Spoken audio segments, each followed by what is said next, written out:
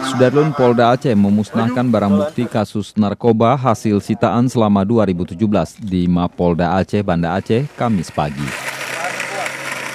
Fungsinya sama? Iya, Pak. Langsung keluar hasilnya ke asliannya? Iya, Pak. Di sini kita lihat. Ya.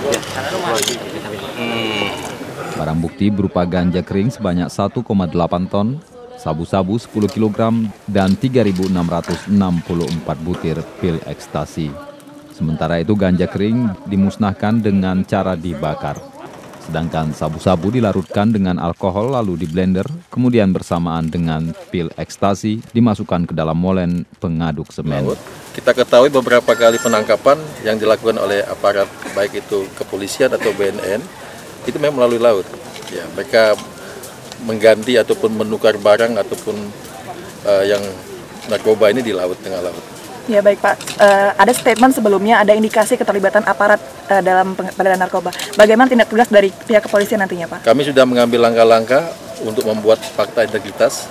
Kami tidak pernah ragu untuk memproses, memberikan sanksi yang sangat tegas kepada anggota kita yang terindikasi narkoba. Terhadap pelaku-pelakunya kami tidak segan-segan untuk mengejar sampai ke sindikatnya yang paling besar pun kita lakukan. Menurut kita memang perlu kita lakukan tindakan tegas, dengan menembak pun kita laksanakan. Pelaku bandar narkoba ya, sindikat narkoba. Pemusnahan narkoba ini dipimpin langsung Kapolda Aceh Irjen Polisi Riu S. Jamba yang dihadiri oleh Sekda Aceh Darmawan, Wakil Ketua DPR Aceh Sulaiman Abda dan sejumlah stakeholder lainnya.